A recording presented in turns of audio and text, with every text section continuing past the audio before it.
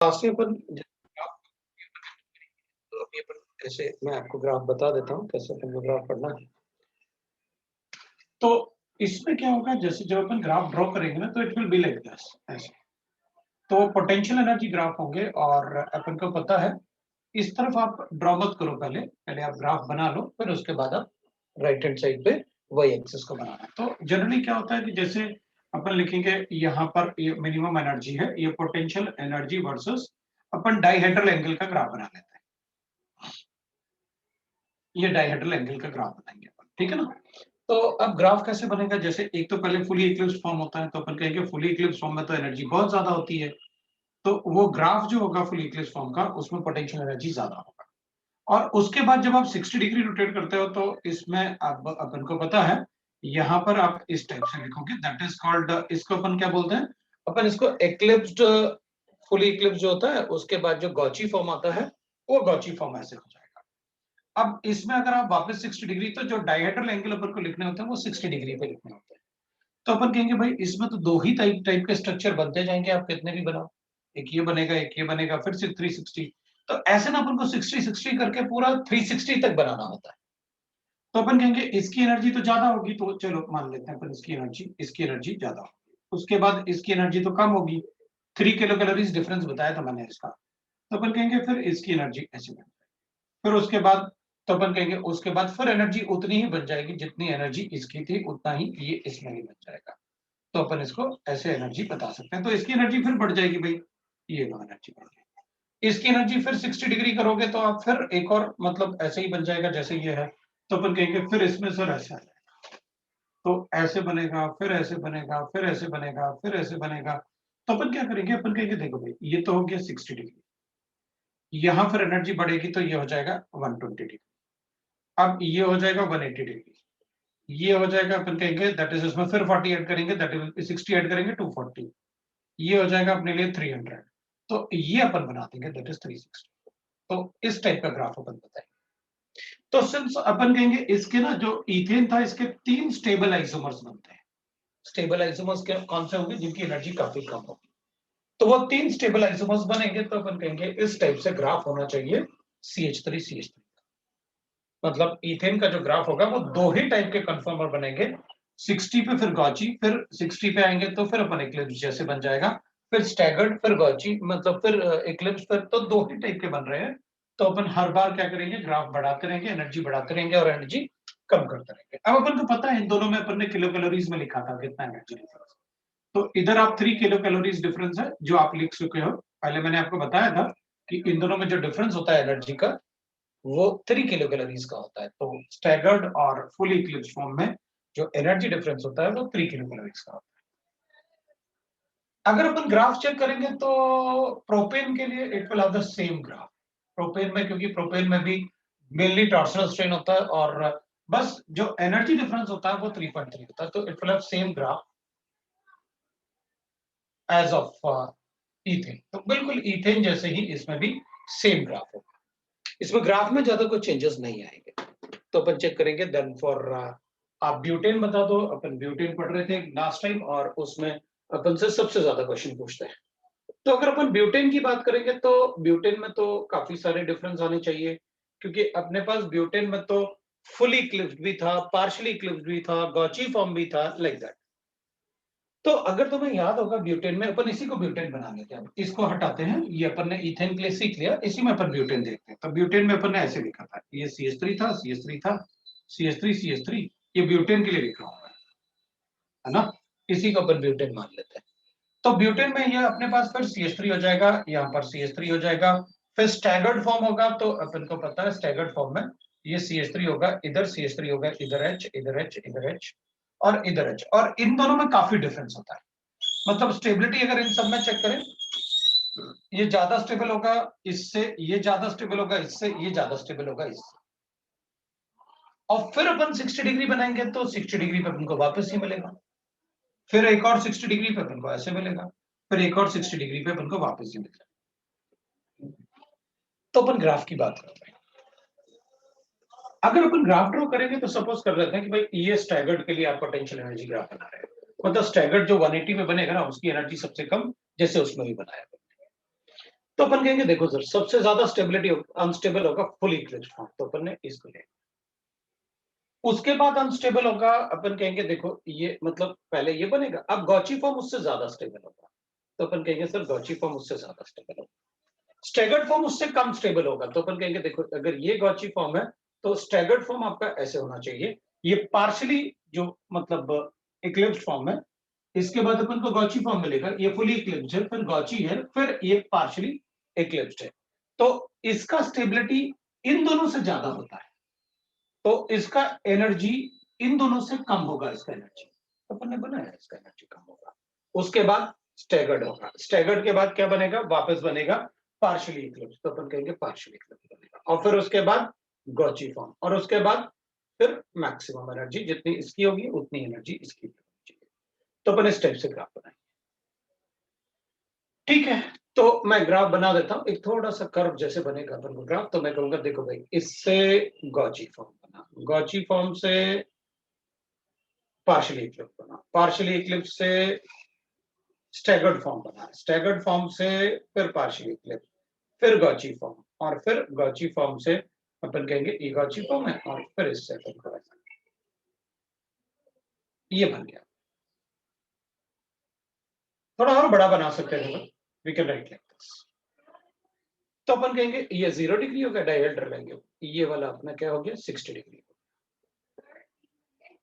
ये 120 डिग्री, ये हो गया अपने लिए कितना 120 डिग्री, ये कितना हो गया 180 डिग्री, ये कितना हो गया अपन कहेंगे भाई ये 300 240 डिग्री, 240 के बाद कितना आया ये 300 डिग्री, ये 300 डिग्री के बाद कितना है 360 डिग्री, ये इस टाइप से। अब आप कह सकते हो यहां पर कि ये फुली इक्लिप्स्ड फॉर्म है ना, और ये गॉची फॉर्म है, यहां पर पार्शियली इक्लिप्स्ड है, और यहां पर ये स्टैगर्ड फॉर्म है, तो अपन स्ट्रक्चर बना के भी दिखा सकते हैं, लिख भी सकते हैं, वापस रिपीट होता है नहीं, तो इस टाइप से ग्राफ में भी अपन से क्वेश्चन पूछ सकते हैं, ग्राफिकल फॉर्म, तो अपन ग्राफिकल फॉर्म में भी स्ट्रक्चर बना ग्राफ बता सकते हैं, उसको बता सकते हैं कि ग्राफिकल फॉर्म होगा तो कैसे बताएंगे। अब उसके बाद अपन फिर ग्राफ में भी स्ट्रक्चर बना सकते हैं, और भी मतलब काफी सारे स्ट्रक्चर्स अपन बना सकते हैं। कल अपन ने एक क्वेश्चन किया था जिसमें मैंने आपको बताया था हाइड्रोजन बॉन्डिंग, कि अपन हमेशा हाइड्रोजन बॉन्डिंग को ज्यादा प्रेफरेंस देंगे as compare to the van der Waals forces. तो मैं एक और क्वेश्चन आपसे पूछ लेता हूं, और आपको बताना है decreasing order of stability, decreasing order of stability, ठीक है ना। अब मैं स्टेबिलिटी का डिक्रीजिंग ऑर्डर, तो पहले मैं डिक्रीजिंग ऑर्डर ऑफ स्टेबिलिटी क्योंकि हाइड्रोजन बॉन्डिंग से रिलेटेड अगर कुछ पूछ लेता हूं, और उसके बाद फिर आपको एक अपन कंसेप्ट बनाएंगे कि अगर हाइड्रोजन बॉन्डिंग होगा तो अपन को क्या बताना पड़ेगा। मान लेते हैं अपने पास ऐसे टार्टरिक एसिड है, मीजो टार्टरिक एसिड ले लेते हैं, इस टाइप टार्टरिक एसिड बोल रहा हूं मैं, भाई अपन ने टार्टरिक एसिड ले लिया मेरे पास ऐसे, एक बी अपन ऐसे ले लेते हैं, that is we are given like this, कि अपन को COH गिवन है और COH गिवन है, और इधर अपन OH ले लेते हैं, इधर भी OH ले लेते हैं, इधर H और इधर H ले लेते हैं, C लिख लेते हैं अपन, दैट इज लाइक दिस, ऐसे C बना लेते हैं अपन, ऐसे गिवन है मुझे, दैट इज C। इधर कार्बोक्सिलिक एसिड ले लेता हूँ, इधर कार्बोक्सिलिक एसिड ले लेता हूँ, इधर OH, इधर OH और इधर H और इधर BH ले लेता हूँ, और एक D मेरे पास ऐसे गिवन है जिसमें अपन लिखेंगे दैट इज लाइक दिस। तो इसमें आपको बताना है द स्टेबिलिटी ऑर्डर किसमें ज्यादा होगा। तो एक और मैं बना लेता हूँ, दैट इज COH बना लेते हैं अपन, COH बना लेते हैं अपन, और एक अगर मान लो अपन ऐसे बना लेते हैं, OH और OH अपन बना चुके हैं, तो फिर अपन को क्या बनाना चाहिए, COH, ठीक है, COH H OH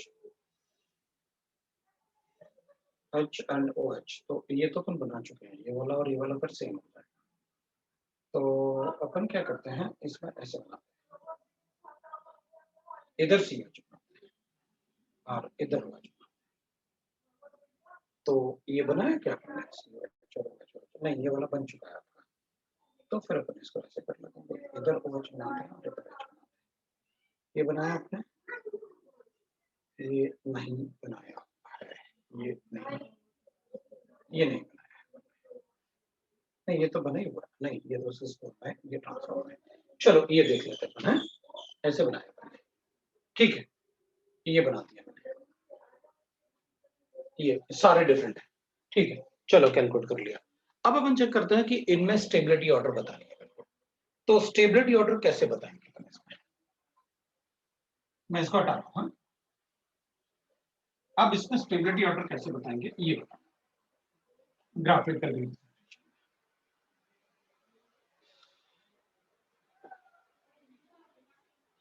तो इन सब में सबसे ज्यादा स्टेबल कौन सा होगा, फिर दूसरा कौन सा होगा, ऐसे अपन को डिक्रीजिंग ऑर्डर ऑफ स्टेबिलिटी बताओ।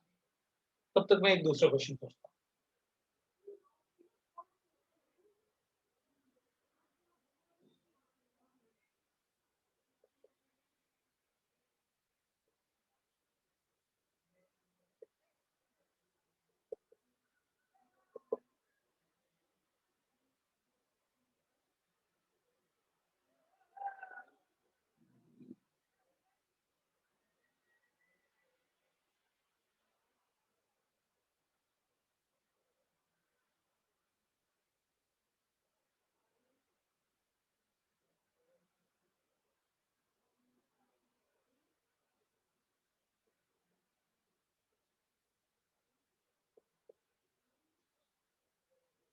बताओ भाई स्टेबिलिटी ऑर्डर उसमें क्या लिखा अपन ने, आंसर बताया, ए सी बी डी, एक आंसर आया।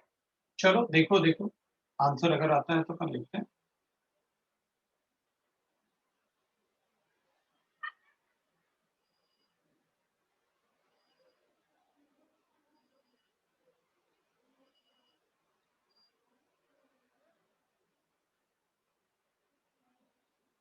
तो इसमें आंसर अपन को बताना है, तो बताओ क्या बताने वाले हो तुम? हाँ काफी सारे आंसर तो दिख रहे हैं मुझे, मैं आंसर एक बार देख लेता हूँ।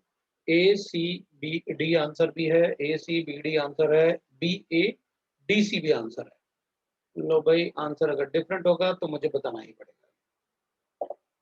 ग्राफ स्टेगर्ड अबाउट सिमेट्रिकल है ना, तो मतलब बिल्कुल, मतलब आपको ना, अगर कहीं मैं उसको हटा रहा हूँ ना इसमें, तो आपको बताना पड़ेगा क्या किसके लिए पूछेगा। ए सी बी डी मैं एक बार चेक कर लेता हूँ। इसमें ना मैं क्या करूंगा, इधर अगर अपन चेक करेंगे ना तो इन दोनों में हाइड्रोजन बॉन्डिंग है, इन दोनों में हाइड्रोजन, राइट, इधर इन दोनों में हाइड्रोजन बॉन्डिंग है, इन दोनों में हाइड्रोजन बॉन्डिंग है, लेकिन बी का स्टेबिलिटी ज्यादा होगा ए से। वो क्यों? क्योंकि इसमें इन दोनों में हाइड्रोजन बॉन्डिंग होगा तो इधर तो वंडरवॉल रिपल्शन है ना, इन दोनों में हाइड्रोजन बॉन्डिंग है, इन दोनों में हाइड्रोजन बॉन्डिंग है, लेकिन इन ग्रुप्स में और इन ग्रुप में आपस में कोई वंडरवॉल रिपल्शन नहीं है।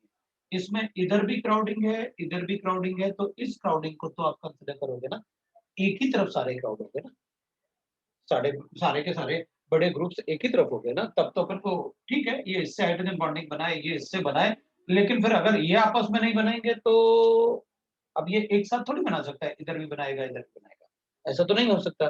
तो अपन कहेंगे देखो भाई अगर ये इन दोनों का हाइड्रोजन बॉन्डिंग है, इन दोनों का हाइड्रोजन बॉन्डिंग है, तो इन दोनों का वंडरवॉल रिपल्शन तो कंसिडर करना पड़ेगा। इसमें इन दोनों में हाइड्रोजन बॉन्डिंग होगी, इन दोनों में हाइड्रोजन बॉन्डिंग, और दोनों का आपस में कोई वंडरवॉल रिपल्शन नहीं होगा, तो बी तो ज्यादा है ए से, ई अपन को पता चल गया, ठीक है। अब अपन कहेंगे सर वो तो यहाँ भी है, यहाँ भी हाइड्रोजन बॉन्डिंग होगा इन दोनों में, और इन दोनों में हाइड्रोजन बॉन्डिंग होगा। भाई यहाँ पर भी इन दोनों में हाइड्रोजन बॉन्डिंग है और इन दोनों में भी हाइड्रोजन बॉन्डिंग है, तो अपन कहेंगे लेकिन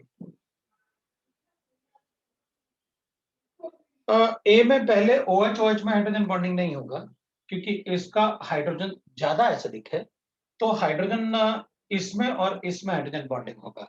मतलब एक कार्बोक्सिलिक एसिड और एक OH अगर है तो उन दोनों का हाइड्रोजन बॉन्डिंग ज्यादा डोमिनेटिंग होगा रादर देन दो OH के अगर पॉसिबल है तो। ये 6 मेंबर ट्रांजिशन स्टेट बना रहा होगा, ये 5 मेंबर ट्रांजिशन स्टेट बना, राइट, ठीक है। अब अपन कहेंगे देखो सर इसमें और इसमें तो एक जैसा है, उनमें तो एक जैसा है हाइड्रोजन बॉन्डिंग। भाई इधर भी चारों ग्रुप एक ही तरफ है, इधर भी चारों ग्रुप एक ही तरफ है, लेकिन इसकी स्टेबिलिटी कम होगी इससे। वो क्यों? क्योंकि यहां दो बल्कि ग्रुप्स में हाइड्रोजन बॉन्डिंग बना रहे हो आप, तो उनका रिपल्शन ज्यादा होगा, जबकि यहां पर एक बल्कि था तो दूसरा छोटा था, तो उनमें रिपल्शन कम होगा। जबकि हाइड्रोजन बॉन्डिंग यहां भी बनेगा दोनों में, यहां भी बनेगा, यहां भी बनेगा, यहां भी बनेगा। लेकिन अगर बड़े ग्रुप है तो हाइड्रोजन बॉन्डिंग तो होगा, लेकिन उनका रिपल्शन भी कंसिडर करना पड़ेगा। तो कभी भी अगर COH को प्रायोरिटी है कि वो दूसरे COH से बनाए हाइड्रोजन बॉन्डिंग या OH से बनाए, तो वो हमेशा OH से बनाएगा।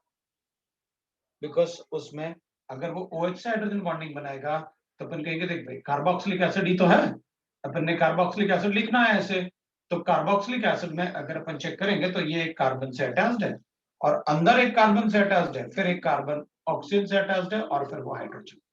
देखो आप 6 मेंबर ट्रांजिशन स्टेट।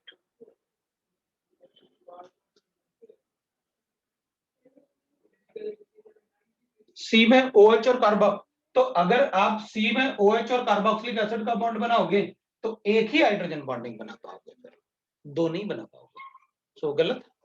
अगर हमारे पास दो हाइड्रोजन बॉन्डिंग बना सकते हैं तो दो हाइड्रोजन बॉन्डिंग बनाओगे, राइट ना? तो यहां पर फिर दो हाइड्रोजन बॉन्डिंग हो जाएंगे, इसका और इसका, जबकि यहां पर फिर एक ही हाइड्रोजन बॉन्डिंग होगा। ऑब्वियसली बात है, दो हाइड्रोजन बॉन्डिंग वाला ज्यादा स्टेबल होगा, तो वो ज्यादा स्टेबल बताना पड़ेगा। तो हाइड्रोजन बॉन्डिंग तो दो ही कंसिडर करना पड़ेगा सी में भी, लेकिन वो किस में कंसिडर करना पड़ेगा अपन को? वहां पर कार्बोक्सिलिक एसिड और OH में कंसिडर करना।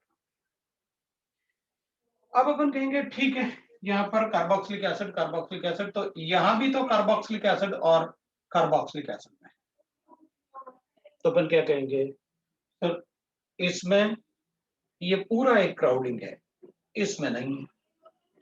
यहाँ पर यहां से लेके यहां तक पूरा क्राउडिंग है, जबकि यहां पर नहीं।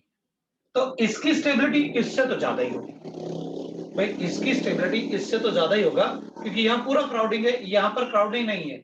यहाँ पर कार्बोक्सिलिक एसिड वो यहाँ भी है, यहाँ पर OH वो यहाँ भी है, लेकिन यहाँ पर वो अपोजिट है। यहाँ पर क्या है, इन दोनों का जो आपस में जो क्राउडिंग होना चाहिए था, जो रिपल्शन होना चाहिए था, वो यहाँ पर नहीं, दे आर अपार्ट। तो फिर इसकी स्टेबिलिटी इससे ज्यादा है। अपन ने इन दोनों में चेक किया, अपन ने इन दोनों में चेक किया कि भाई इधर अगर अपन चेक करेंगे तो ए का ज्यादा था सी से, और सी में अगर चेक करेंगे अपन तो इसका ज्यादा होगा, इन दोनों का ज्यादा होगा, इसका ज्यादा होगा इससे, और अपन ने लिखा सी का डी का ज्यादा है सी से। अब अपन ऑर्डर बना देते हैं। अब अपन ऑर्डर बनाएंगे तो अपन को एक बार बस कंपेयर करना होगा, that is the D and A वाले में, कि डी और ए में क्या करें। तो डी और ए में जैसे यहाँ पर तो बहुत ज्यादा क्राउडिंग हो रहा था, बड़े ग्रुप थे, छोटे ग्रुप थे, इन दोनों का आपस में भी रिपल्शन था। आप ऐसे नहीं बोल सकते कि नहीं मैं सिर्फ इसकी हाइड्रोजन बॉन्डिंग कंसिडर करूंगा, तो उससे तो फिर एक ही हाइड्रोजन बॉन्डिंग हो जाता है और बाकी सब में दो दो हाइड्रोजन बॉन्ड्स हो जाता है।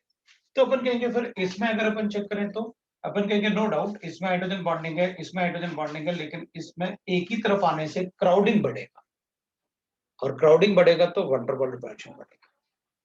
तो अपन कहेंगे लेकिन इसमें तो वंडर वॉल रिपल्शन नहीं है सर, लेकिन इधर COH, हाँ तो है, तो हाइड्रोजन बॉन्डिंग ना, वहां वंडर वॉल रिपल्शन है ही नहीं, इधर वंडर वॉल रिपल्शन इन ग्रुप्स में और इन ग्रुप्स में, ये वाला वंडर वॉल रिपल्शन। तो वंडर वॉल रिपल्शन की वजह से इसकी स्टेबिलिटी कम हो जाएगी। तो सबसे ज्यादा स्टेबल अपने पास ए होगा, फिर डी होगा, फिर अपने पास, रुको मैंने आपको बी लिखा था, बी होगा, फिर ए होगा, और फिर अपन कंसिडर करेंगे डी को, और उसके बाद कंसिडर करेंगे सी को। तो वी गॉट दैट आंसर। ये सीक्वेंस बन गया आपका, ये आपका हाइड्रोजन बॉन्डिंग वाला पार्ट था। अब इधर जैसे आपने कंसिडर किया कि देखो सभी में हाइड्रोजन बॉन्ड्स हैं, और दो दो हाइड्रोजन बॉन्ड्स हैं, और एक तो अपन कभी कंसिडर नहीं करेंगे कि ये और ये हाइड्रोजन बॉन्ड्स कंसिडर करना है, ठीक है। अब ए और डी में तो कोई कंपैरिजन ही नहीं है, बहुत अच्छा है ये दोनों ही 6 मेंबर्ड हैं, एक बड़ा एक छोटा ग्रुप, एक बड़ा एक छोटा ग्रुप, तो आपस में भी वंडरवॉल रिपल्शन नहीं होगा। तो जस्ट एक्सप्लेन करने के लिए कि भाई इधर 2 बड़े ग्रुप हो गए, इधर 5 मेंबर्ड हो गया, इधर दोनों 6 मेंबर्ड है, उधर एक 6 मेंबर्ड होगा, एक 5 मेंबर्ड होगा, तो अपन बता सकते हैं ए और मतलब आपको, तो इसकी स्टेबिलिटी तो ज्यादा ही होगी इससे। अब अगर अपन इसमें और इसमें कंसिडर करेंगे तो अपन कहेंगे देखो भाई इसमें क्राउडिंग है, इसमें क्राउडिंग नहीं है, क्राउडिंग है और क्राउडिंग नहीं है, तो क्राउडिंग है और नहीं है मतलब कम स्टेबिलिटी। 2 हाइड्रोजन बॉन्ड इसमें भी थे, 2 हाइड्रोजन बॉन्ड उसमें भी थे, तो इसमें क्राउडिंग है भाई, इन दोनों का हाइड्रोजन बॉन्डिंग, इन दोनों का हाइड्रोजन बॉन्डिंग, लेकिन इन दोनों का तो रिपल्शन होगा ना, इन दोनों का हाइड्रोजन बॉन्डिंग, इन दोनों का hydrogen bonding, there is no repulsion,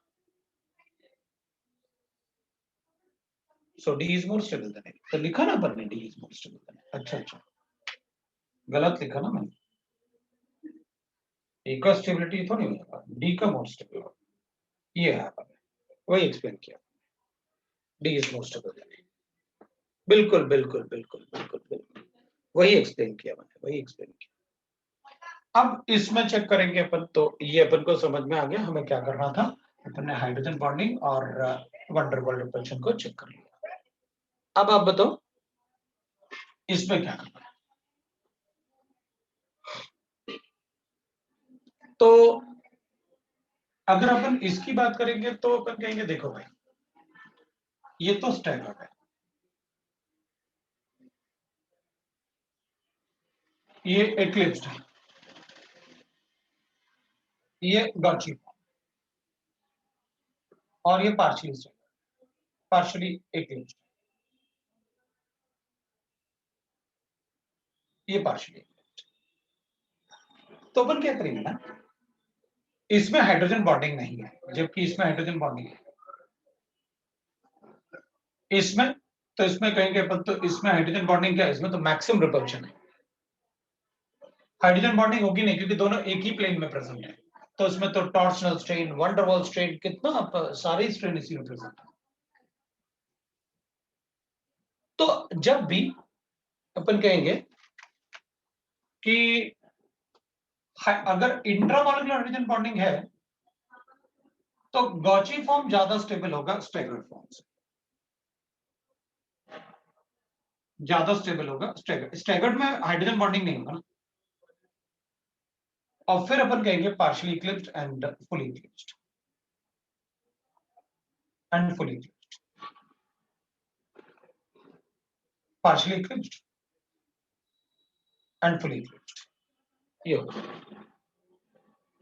तो इंट्रामॉलिक्यूलर हाइड्रोजन बॉन्डिंग अगर है तो इसमें वंडरवॉल रिपल्शन भी मिनिमम हो जाएगा और हाइड्रोजन बॉन्डिंग भी होगी, इसमें वंडरवॉल रिपल्शन भी मैक्सिमम, टॉर्शनल स्ट्रेन भी मैक्सिमम, और इतना पास होगा कि हाइड्रोजन बॉन्डिंग में अट्रैक्शन छोड़ो, पहले वो रिपल्शन ज्यादा होगा क्योंकि अट्रैक्शन तो कम, बहुत ज्यादा पास आ गए ना ग्रुप्स, तो उसमें रिपल्शन ज्यादा होगा। तो अगर इंट्रामॉलिक्यूलर हाइड्रोजन बॉन्डिंग बन रहा है तो गॉची फॉर्म का स्टेबिलिटी ज्यादा होगा देन स्टैगर्ड फॉर्म से। तो अगर कोई भी अगर ऐसा ग्रुप प्रेजेंट है, अपन इसको ऐसे भी लिख सकते हैं कि अगर आप कोई भी ऐसा ग्रुप लिखते हो जिसमें एक में हाइड्रोजन बॉन्डिंग हो और दूसरे में कोई भी ग्रुप ले लो जो हाइड्रोजन बॉन्डिंग बना सकता है, आप इस यहाँ पर F लिख सकते हो, दूसरा OH लिख सकते हो, NO2 लिख सकते हो, लाइक दैट ना, CHO लिख सकते हो, कोई भी ऐसा ग्रुप जो हाइड्रोजन बॉन्डिंग बना सकता है, तो गॉची फॉर्म की स्टेबिलिटी स्टेगर्ड फॉर्म से ज्यादा है हमेशा। तो अगर कोई ऐसा कंपाउंड गिवन है तो उसमें अपन गॉची फॉर्म की स्टेबिलिटी हमेशा ज्यादा बताएंगे स्टैगर्ड फॉर्म से। सो मेरे ख्याल से अभी इतना क्वेश्चंस काफी होगा अपन को, दैट इज कि कैसे अपन को बताना है। दूसरी बात एक और कि भाई अगर हमारे पास सपोज करते हैं, अगर हमारे पास सपोज करते हैं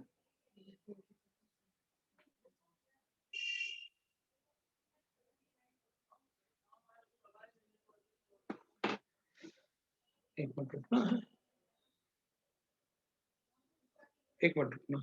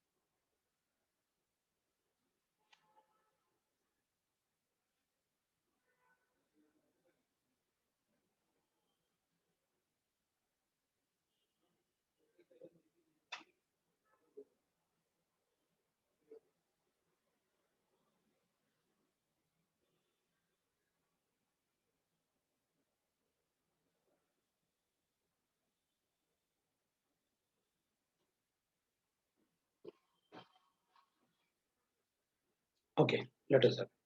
In this example, Gauchi is more stable than the Stargardt due to the hydrogen bonding, right? बिल्कुल right.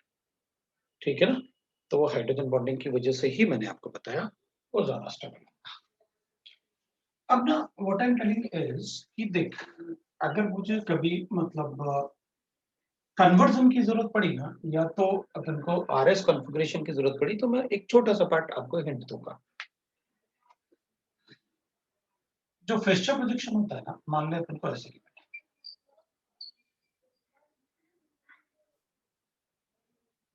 ठीक है ना? अगर मान लो अपन को ऐसे गिवन, और भी अपन इंटर कन्वर्जन काफी सारे पढ़ सकते हैं, नो डाउट। मैं बस एक दो पार्ट आपको हिंट दूंगा तो उससे अपने क्वेश्चंस आप सॉल्व करना। ये फेस्चर प्रोजेक्शन है, ठीक है ना, प्रोजेक्शन। तो Fischer projection is in fully eclipsed form. ये बाय डिफॉल्ट ना Fischer projection fully eclipsed form में होता है। तो जो फेस्चर प्रोजेक्शन अपन पढ़ेंगे ना, वो फुली इक्लिप्स्ड फॉर्म में होगा। उसका मतलब ये हुआ कि आप इसको ना ऐसे क्लोज कर लो, मतलब इस वाले पार्ट को ऐसे बंद कर दो। तो अपन ये बैक वाला कार्बन एटम हो गया, ये बैक साइड वाला कार्बन एटम लिख देता हूं मैं। तो इस कार्बन एटम को ऐसे लिख देता हूं, इसका COH ऐसे हो गया, और इधर इसका हाइड्रोजन ऐसे हो गया, और ये उसका OH हो गया, मतलब बैक साइड वाले कार्बन एटम का। तो फ्रंट साइड वाला कार्बन एटम पर ऐसे बना लेंगे। अपन को पता है कि भाई फ्रंट साइड वाला कार्बन एटम आप ऐसे बनाते हैं। तो फ्रंट साइड वाले कार्बन एटम में मतलब ये फ्रंट साइड वाला कार्बन एटम हो गया। तो मैंने इसलिए आपसे कहा था कि इसको ऐसे बंद कर लेना। तो मैंने उसको ना जब ओपन करना है तो मैं ऐसे ओपन भी कर सकता हूँ। तो ये OH हो जाएगा, ये COH हो जाएगा, और ये H हो जाएगा ऐसे। तो Fischer projection is always by default in a fully eclipsed form. तो अगर अपन कहेंगे सर एक बात बताओ, मेरे पास अगर ऐसे गिवन है, तो मान लेते हैं कि मेरे पास ऐसे गिवन है, ये मुझे गिवन था,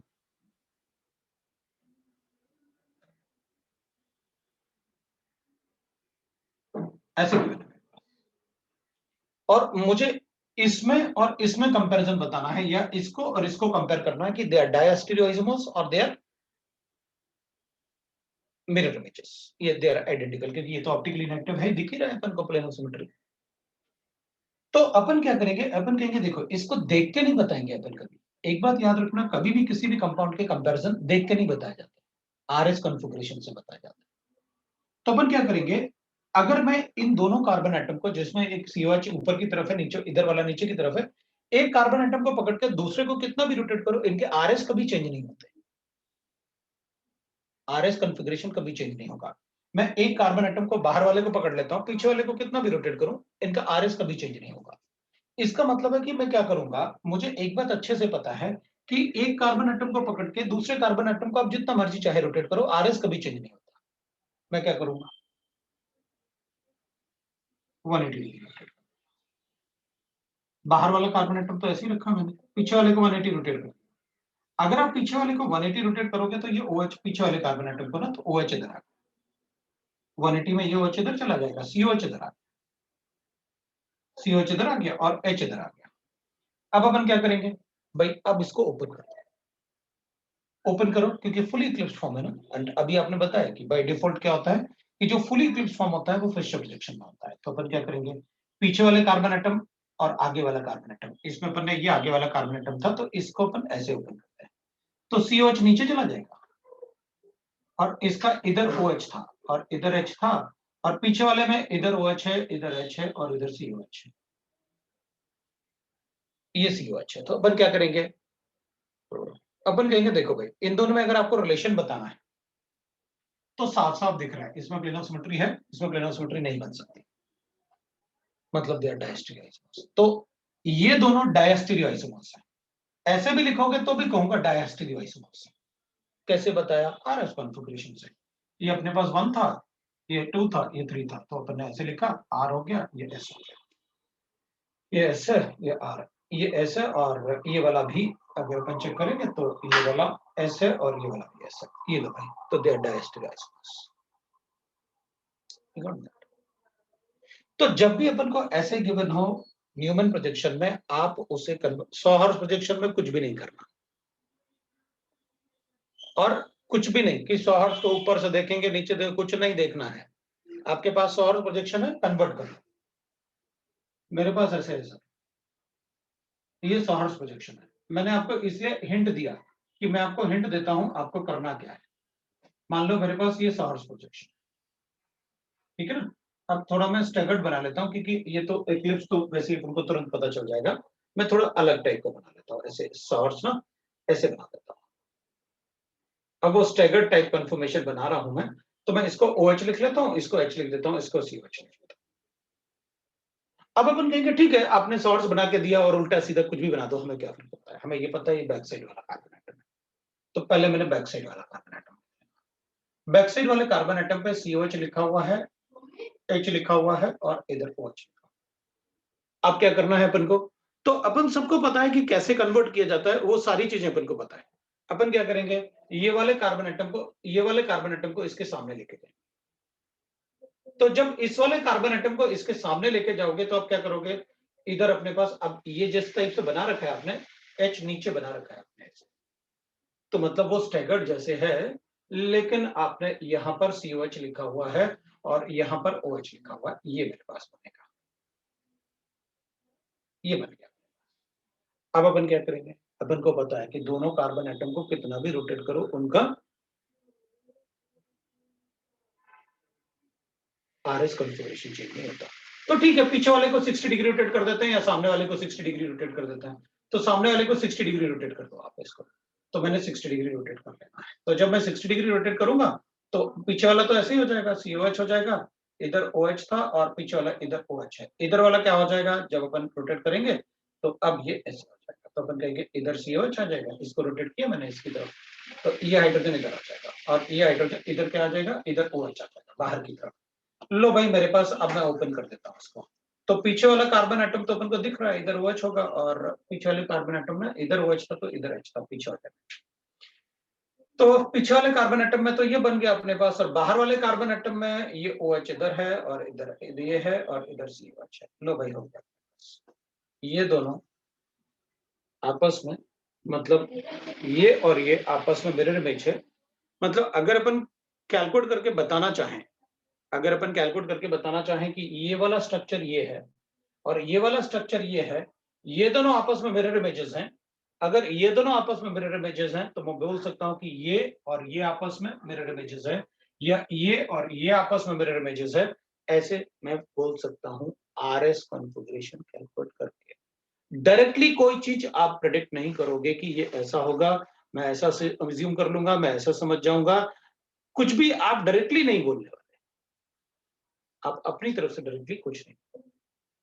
तो आप डायरेक्टली ऐसे बता सकते हो कि अपन कैसे कोरिलेट कर सकते हैं। ये आपके क्वेश्चंस थे। ठीक है? तो मैंने आपको RS कॉन्फ़िगरेशन में चाहे वो ऐसे हो, ऐसे हो, ऐसे हो, कुछ भी हो आपको RS कॉन्फ़िगरेशन में कोरिलेट करना मतलब कन्वर्ट करना बता दिया और फिर आप कोरिलेट कर सकते हो उनको इज़िली। मैंने आपको RS आपको अच्छे से बताया। इसलिए अपन ने RS कॉन्फ़िगरेशन में इतना टाइम लगाया था। अब अपन बात करेंगे साइक्लिक रिंग्स की। अपन एक साइक्लोहेक्सेन अपने सिलेबस में है, तो साइक्लिक रिंग में अपन को मोस्टली साइक्लोहेक्सेन ही पढ़ना होता है। ठीक है ना?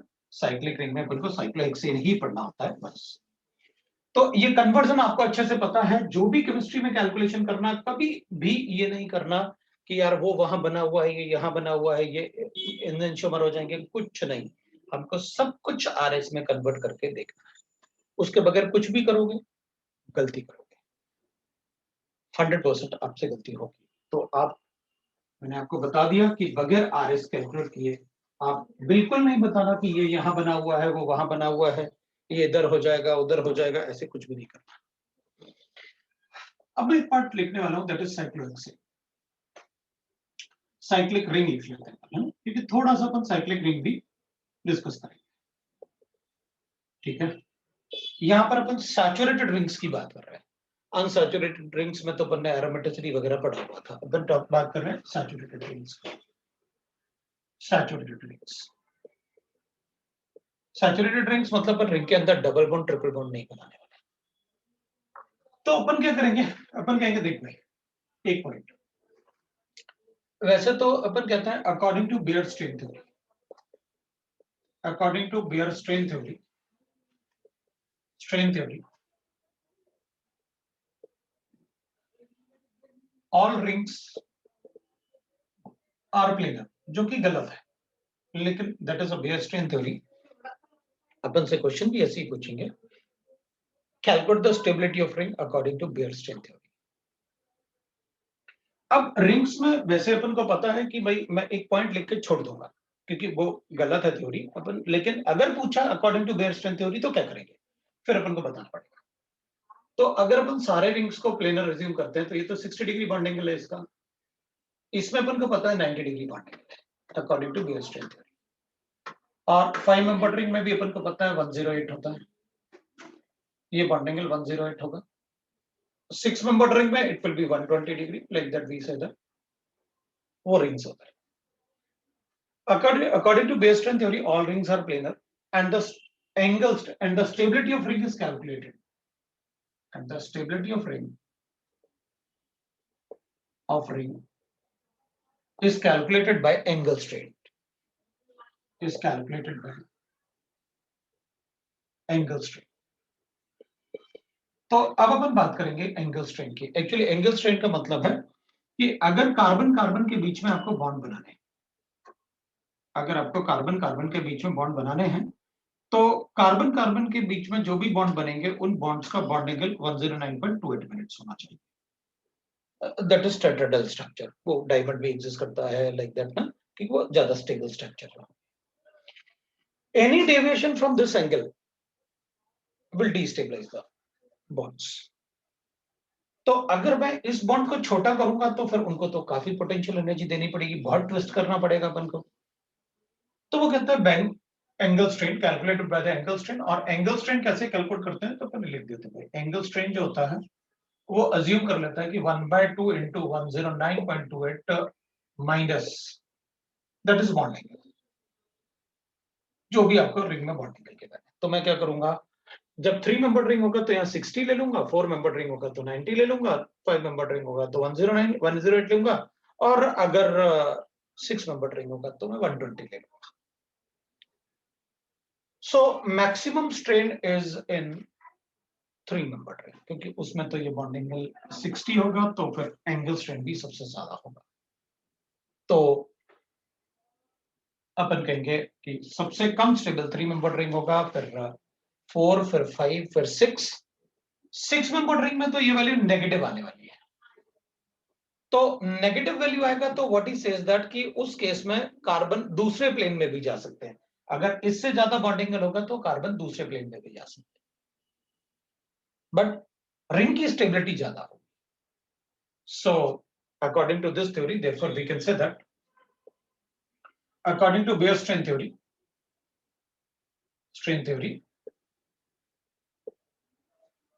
stability of, we'll say that 3-membered ring, less than 4-membered ring, 5-membered ring, 6-membered, 7 and like that we can write.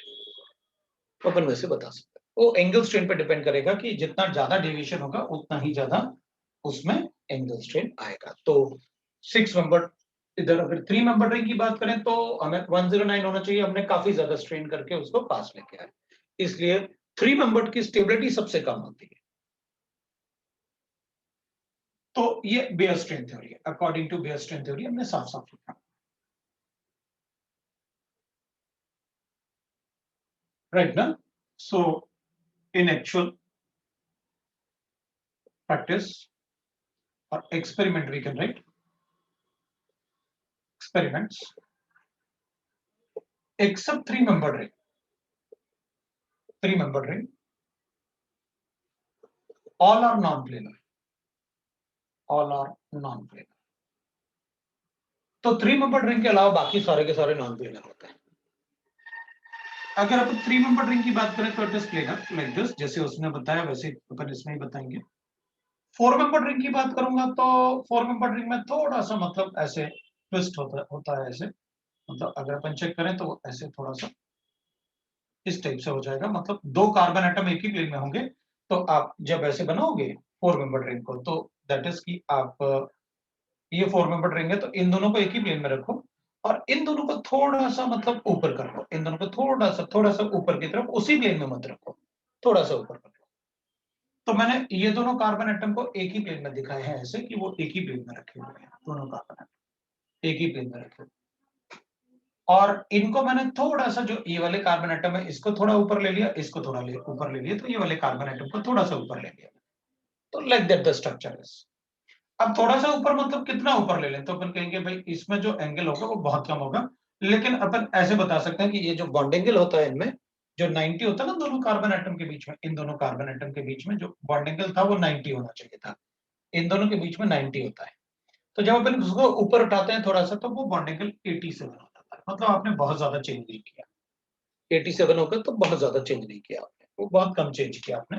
ये जो बॉन्ड एंगल होता है कार्बन के बीच में थोड़ा सा छोटा हो जाएगा अगर अपन थोड़ा सा इनको ऊपर उठाएंगे तो उस टाइप से होता है। वैसे भी अपन को बहुत ज्यादा उसमें डिस्कस नहीं करना है, मेनली मुझे 6-membered ring पे जाना है। तो मैं तो डायरेक्टली लिखने ही वाला था 6 मतलब साइक्लोहेक्सेन, ये तो इसलिए कि शायद मेंस में अपन से शायद पूछे। तो 5-membered ring में अपन कहेंगे ठीक है, 5-membered ring में वील से दैट की ऐसे हो जाएगा, ये 4 एटम एक ही प्लेन में होंगे, लेकिन ये वाला जो कार्बन एटम होता है वो थोड़ा सा अबव द प्लेन होता है, मतलब ये जो थोड़ा सा अबव द प्लेन होता है, तो मैं इसको ऐसे बना, मतलब जैसे एनवलप होता है, जैसे एनवलप होता है,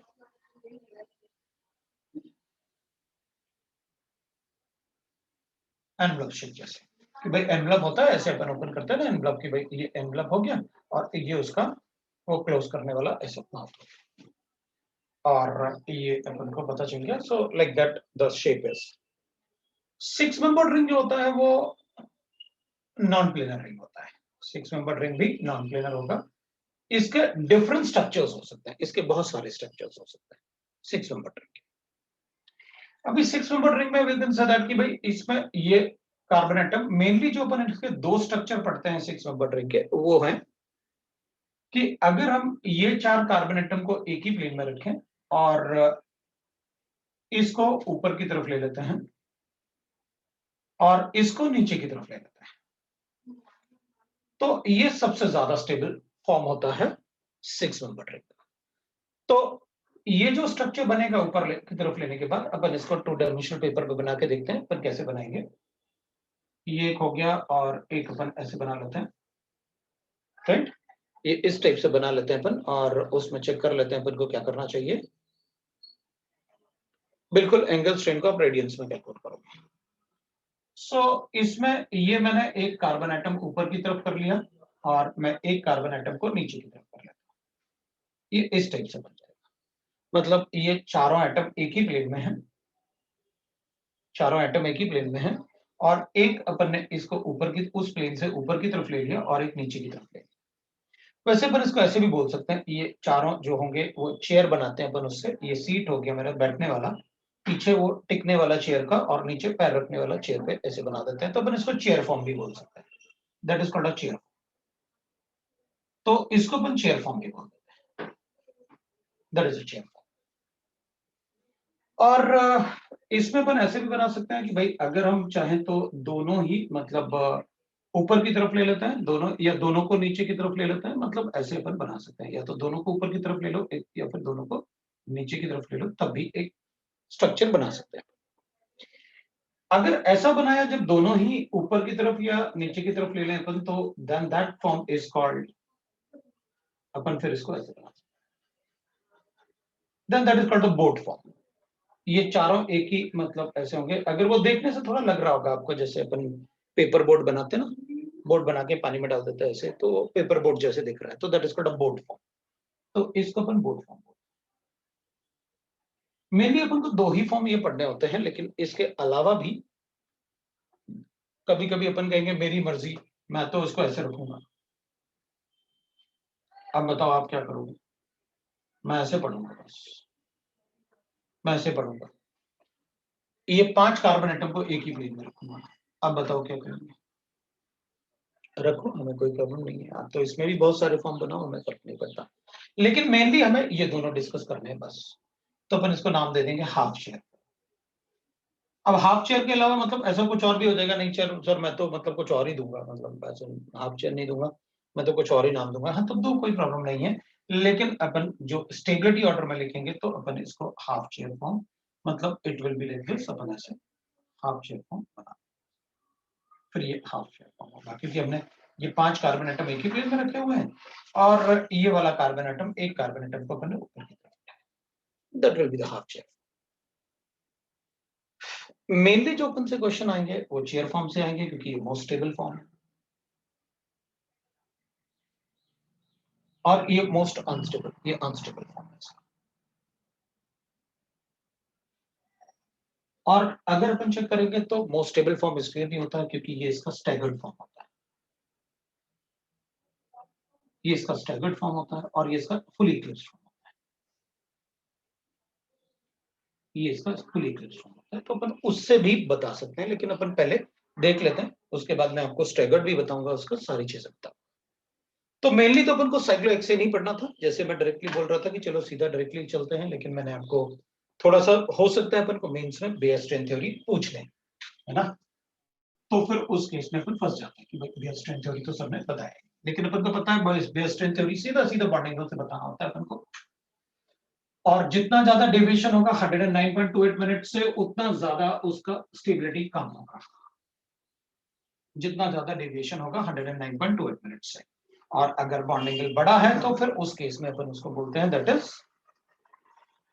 फिर वो ज्यादा स्टेबल होगा, आउट ऑफ रेंज जाएगा। ठीक है, तो अपन फिर अब चेक करते हैं साइक्लोहेक्सेन में। साइक्लोहेक्सेन में क्या होता है, पहले अपन साइक्लोहेक्सेन में पोजीशन ऑफ बॉन्ड्स देखते हैं। सो साइक्लोहेक्सेन,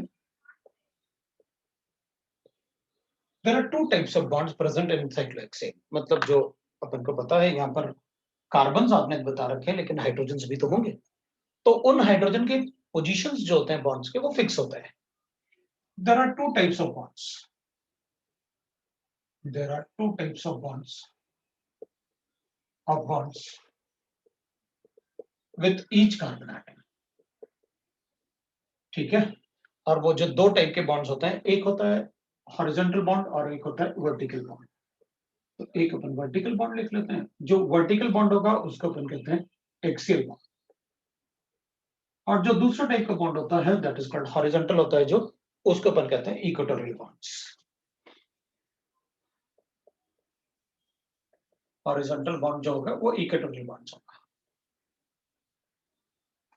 अब वैसे तो अपन को दोनों ही पता है, हॉरिजॉन्टल क्या होता है और इक्वेटोरियल क्या होता है, अपन ने कितना सारा पढ़ा हुआ है, मान लो कोई सील पाइप है, तो अपन को पता है PCl5 में ऐसे बॉन्ड बनाते हो आप, ऐसे बॉन्ड बनाते हो, ये बॉन्ड हो। जो वर्टिकली बनाते हो उनको एक्सियल बोलते हैं, जो ऐसे बनाते हो उनको इक्वेटोरियल बोलते हैं, परपेंडिकुलर टू एक्सियल। वो अपन को पहले से पता है कि आप ऐसे बॉन्ड्स बनाते हैं, हमें इसमें भी ऐसे बॉन्ड बना के दिखाने हैं। और उन बॉन्ड्स के पोजीशंस फिक्स होते हैं, अगर चेयर फॉर्म है तो फिक्स होंगे और बोर्ड फॉर्म है तो फिक्स होंगे, इसलिए वो स्ट्रक्चर अपन को पढ़ने होते हैं। तो पहले अपन एक बार देख लेते हैं भाई, चलो देख लेते हैं कि व्हाट इज स्टैगर, मतलब कैसे चेयर फॉर्म में इक्वेटोरियल और एक्सियल बॉन्ड्स होते हैं। तो पहले अपन चेयर फॉर्म को डिस्कस करते हैं, क्योंकि अगर टोटल नंबर ऑफ क्वेश्चंस अपन देखेंगे तो 90% क्वेश्चंस अपन को चेयर फॉर्म से, 90% से काफी ज्यादा अपन को जो बनेंगे क्वेश्चंस फ्रेम करेंगे वो चेयर फॉर्म से करेंगे। मोस्ट ऑफ द क्वेश्चंस अपन को चेयर फॉर्म से ही पूछते हैं। तो अब मैं चेयर फॉर्म बना लेता हूं। इसमें पहले अपन बता देते हैं कि कैसे एक्सियल बॉन्ड्स होंगे और हॉरिजॉन्टल। पहले मैं एक्सियल बॉन्ड बनाऊंगा बस। 3 एक्सियल बॉन्ड ऑल्टरनेट ऊपर की तरफ होंगे, 3 axial bond alternate carbon atom पे ऊपर की तरफ होंगे, 3 axial bonds alternate carbon atom पे ऊपर की तरफ होंगे। कोई भी कार्बन एटम ले लो आप, ऑल्टरनेट कार्बन एटम पे 3 एक्सियल बॉन्ड ऊपर की तरफ होंगे और 3 axial bond alternate carbon atom पे नीचे की तरफ होंगे। 3 एक्सियल बॉन्ड नीचे की तरफ ऑल्टरनेट कार्बन एटम पे होंगे। और ये बताने के लिए कि देखो इनका डाइपोल मोमेंट भी कैंसिल हो गया, 3 ऊपर की तरफ है, 3 नीचे की तरफ है, डाइपोल मोमेंट गेट कैंसिल।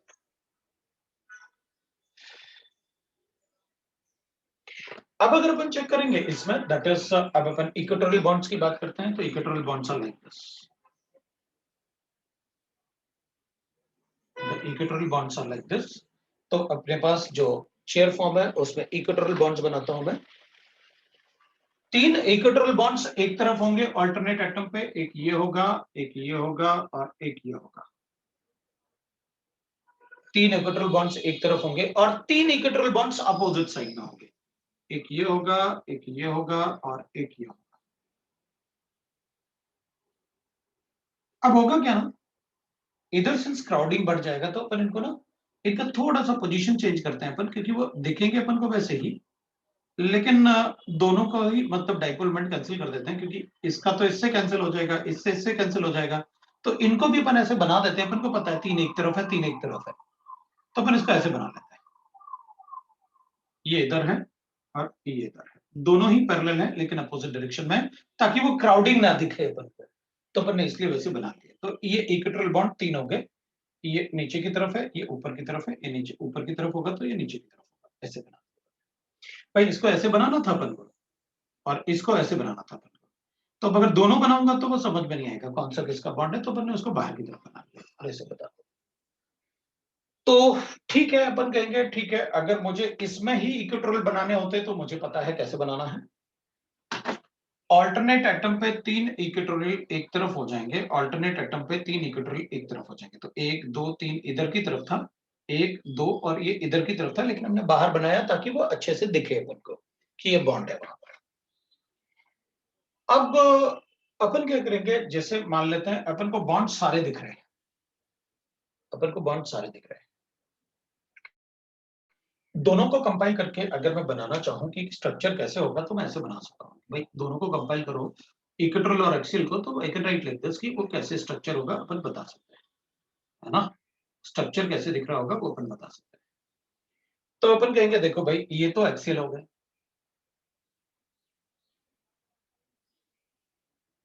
ये एक्सियल हो गए, 3 ऊपर की तरफ और 3 नीचे की तरफ, और इक्वेटोरियल अपने पास ऐसे आ गया, ये इक्वेटोरियल हो गया, एक इक्वेटोरियल इधर है, एक इक्वेटोरियल इधर है, एक इक्वेटोरियल इधर है, एक इक्वेटोरियल इधर है और एक इक्वेटोरियल इधर होगा, ये इक्वेटोरियल हो गया। तो मैंने अब दोनों को कंपाइल कर दिया, दोनों के बॉन्ड्स, क्योंकि ये बॉन्ड अपने लिए बड़े इंपॉर्टेंट होंगे, इसलिए देखो मैंने अलग अलग बताया आपको। मैं चाहता तो इसी में आपको इक्वेटोरियल भी बता देता, इसी में आपको एक्सियल भी बता देता।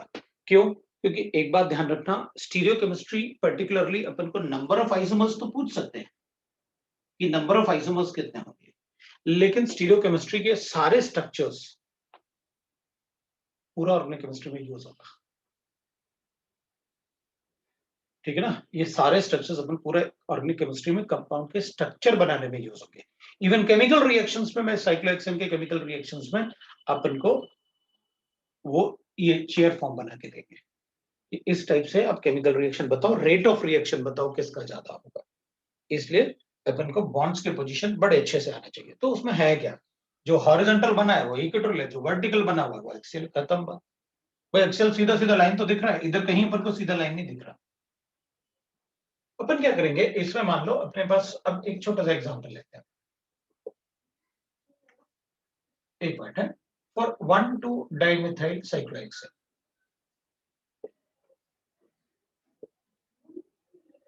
तो one two dimethyl cyclohexane will be like this. एक मिथाइल ग्रुप इधर होगा, एक मिथाइल ग्रुप इधर होगा। That is one two dimethyl cyclohexane. अगर मुझे इसे इस फॉर्म में लिखना है, अगर मुझे उसे इस फॉर्म में लिखना है तो क्या करूंगा। तो अपन कहेंगे सर ये बताओ आपको सिज लिखना है या ट्रांस लिखना है, ये बताओ। तो अगर आपको ट्रांस लिखना है 1,2 पे, अगर ये सिमेट्रिक है तो आप कहीं से तो नंबरिंग शुरू करोगे। चलो इसी से शुरू कर लेता हूं। ये नंबरिंग है। तो अगर 1,2 और इसकी नंबरिंग करोगे तो आप यहां भी ऐसे ही नंबरिंग करोगे 1, 2, 3, 4, 5 और 6। तो अपन कहेंगे अगर आपको ट्रांस लिखना है तो देखो, आपने कहा था ऑल्टरनेट एटम पे एक्सियल एक ही तरफ होते हैं। तो अगर ऑल्टरनेट एटम पे एक ही तरफ होते हैं तो अपन को वन एडजेसेंट एटम पे वो अपोजिट होते हैं। इसका मतलब अगर मुझे ट्रांस लिखना है तो मैं दोनों को एक्सेल पे रख लूंगा, वो ट्रांस हो जाएगा। अगर दोनों एक्सेल ट्रांस है तो दोनों इक्वेटोरियल भी ट्रांस होंगे। अगर दोनों एक्सेल ट्रांस है, क्योंकि देख ट्रांस का मतलब हो गया एक ऊपर की तरफ हो एक नीचे की तरफ हो, that will be the trans.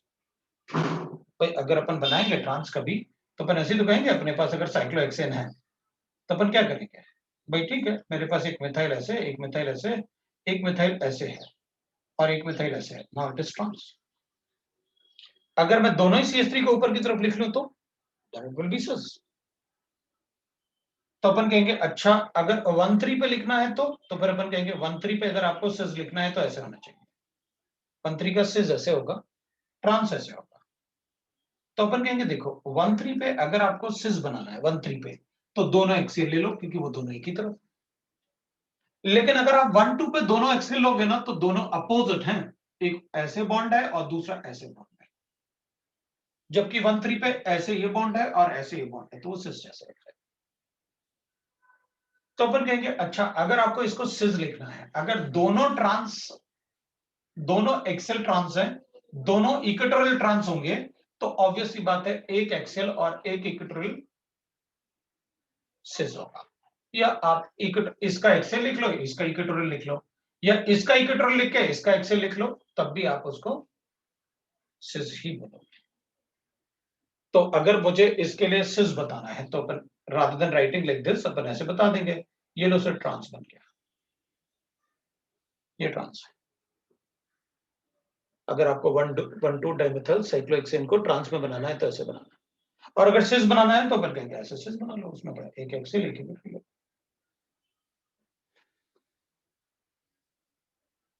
That is what we mean by the cis and trans. अगर मेरे पास सपोज करते हैं अपन ने कहा कि भाई फॉर 1,3-डाइमिथाइल साइक्लोहेक्सेन होता, डाइमिथाइल साइक्लोहेक्सेन होता, तो अपन कहते हैं कोई बात नहीं, इसमें अगर सिस बनाना है तो 1,3 में आप दोनों एक्सेल ले लो, सिस हो जाएगा। या दोनों इक्वेटर ले लो तो भी सिस हो जाएगा। अगर दोनों एक्सेल सिस हैं तो दोनों इक्वेटर भी सिस होंगे। एक्सेल देखना बड़ा इजी होता है क्योंकि वो सीधा सीधा होता है ना, एक ऊपर की तरफ नीचे की तरफ, ऑल्टरनेट एटम पे ऊपर की तरफ, ऑल्टरनेट एटम पे नीचे की तरफ, तीन इक्वेटोरियल, तीनों इक्वेटोरियल एक तरफ और तीन एक तरफ, तो अपने डाइपोल मोमेंट गेट कैंसल्ड। इसका मतलब है कि चेयर फॉर्म में इसका डाइपोल मोमेंट जो होगा ना चेयर फॉर्म में वो 0 होगा। सारे बॉन्डिंग तो सारे तो बॉन्ड्स तो आप कैंसिल कर रहे हो, तो ऑब्वियस सी बात है उसमें डाइपोल मोमेंट 0 होगा। अब अगर मान लो मैं 1,4 लिखूं तो अपन कहेंगे 1,4 लिख लो। अब इसमें ट्रांस की बात भी कर देंगे अपन कि भाई अगर आपको ट्रांस लिखना था तो दोनों एक्सेल अगर सिज हैं तो एक एक्सेल एक इक्वेटोरियल आपका ट्रांस हो जाएगा, वो ट्रांस हो जाएगा। और अगर 1/4 लिखना है तो 1/4 लिख लो, उसमें क्या है, आप देख लो 1/4 में। 1/4 में दोनों एक्सेल ट्रांस हो गए, एक ऊपर की तरफ है और 4th में दूसरे नीचे की तरफ है, बिल्कुल ऐसे ही आ जाएगा जैसे उसमें लिखा। तो वो बॉन्ड्स के पोजीशन अपन को पता होने चाहिए और किसको कहां पोजीशन लिखना है वो अपन को पता होना चाहिए। डाइमेथाइल साइक्लोहेक्सेन, तो अगर इसके लिए लिखना है आपको तो मैं कहूंगा सिस, दैट विल बी ये और ये, तो एक्सेल तो अपन कहेंगे एक एक्सेल एक इक्विटोरियल सिस हो जाएगा। और ट्रांस लिखना है तो ट्रांस ज्यादा इजी होता है ना, वो एक्सेल दिखते हैं अपन को, दोनों एक्सेल या फिर दोनों इक्विटोरियल होना चाहिए तो ट्रांस हो जाएगा। That is how we can write the axial and equatorial और सिस ट्रांस बता सकते हैं।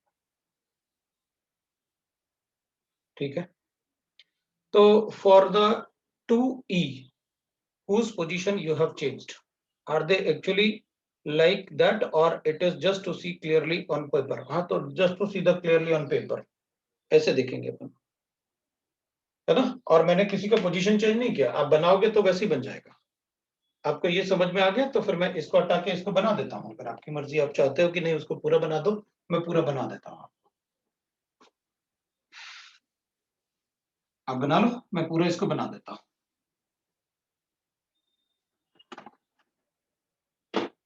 देखो ये लिख लो आप, मैं इसको बना देता हूँ। आपने कहा एक इक्विटोरियल ऐसे, एक इक्विटोरियल ऐसे, एक इक्विटोरियल ऐसे, एक ऐसे बनाया आपने, एक ऐसे बनाया आपने और एक ऐसे बनाया। दीज आर इक्विटोरियल पोजीशंस जो आपने बनाए,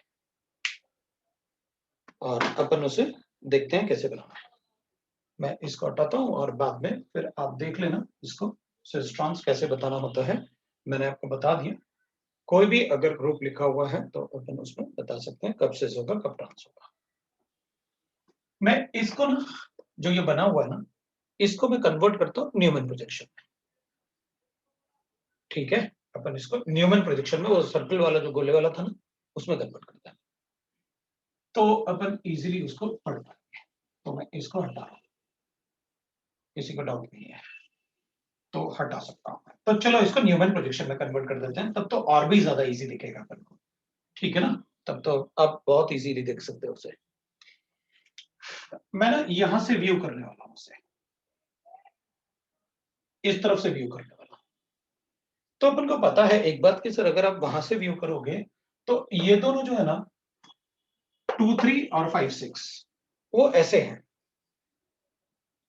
2, 3 और 5, 6 मतलब वो ऐसे दिखेंगे। अगर आपको ये 3 दिख रहा है तो आपको पीछे 2 नहीं दिखेगा, अगर आपको 5 दिख रहा है तो नीचे पीछे 6 नहीं दिखेगा। और अगर चेयर है तो चेयर का मतलब हो गया इधर ऐसे, तो आप कहोगे एक बॉन्ड ऊपर होगा और एक बॉन्ड नीचे होगा चेयर, चेयर फॉर्म के लिए। ठीक है,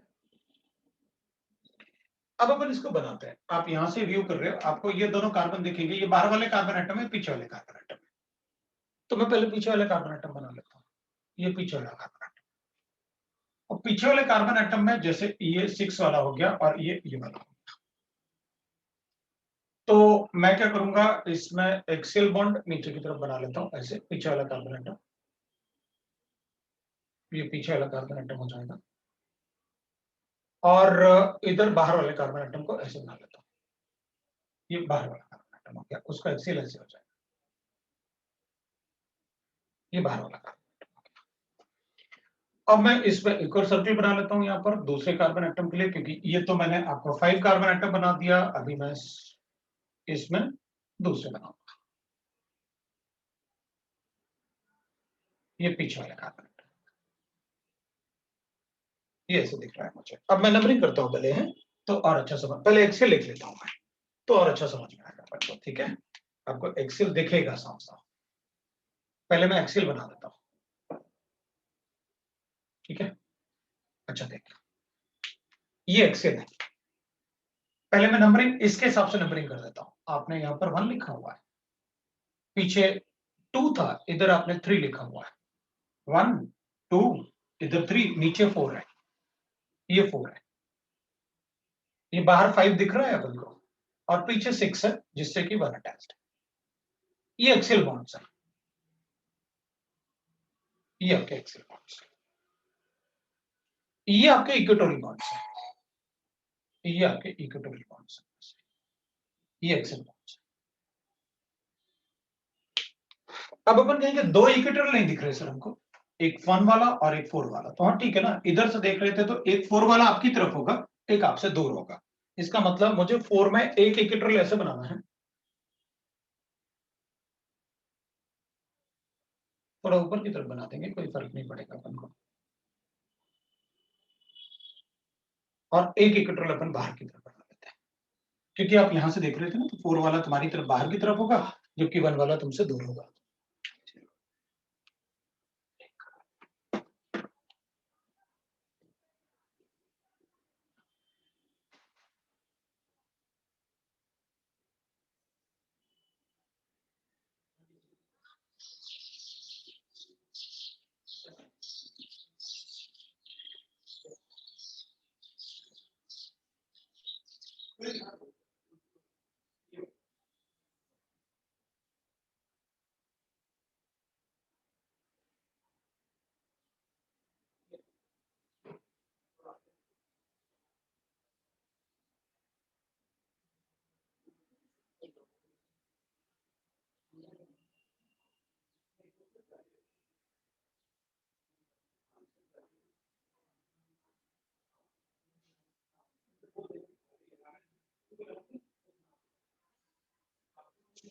हाँ, नहीं पता नहीं, जाली दिखाना है हमको लगाना है, आपको दिखाना है ना, जाली ऐसी है, पता नहीं।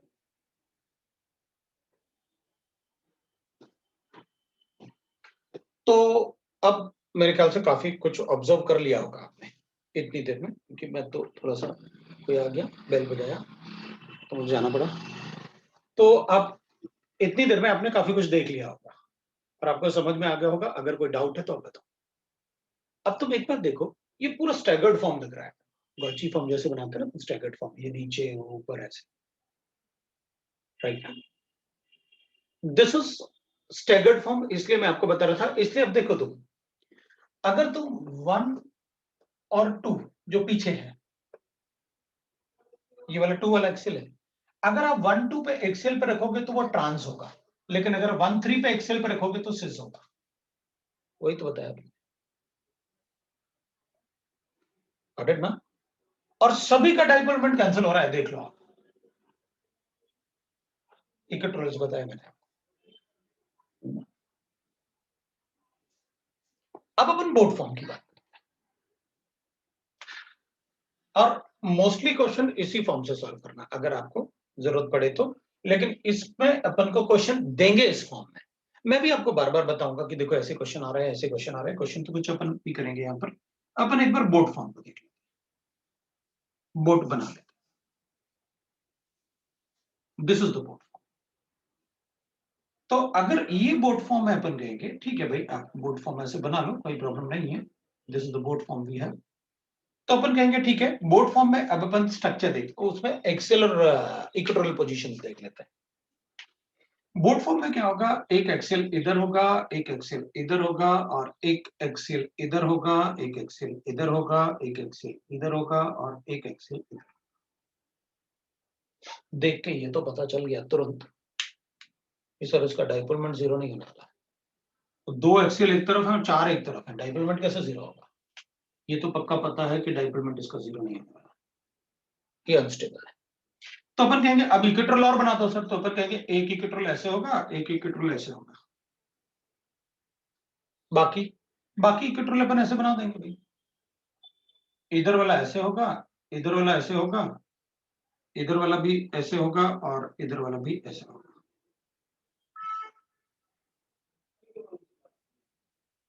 ऐसे हो जाए, ऐसे हो जाए, इक्वेटोरियल पॉइंट्स।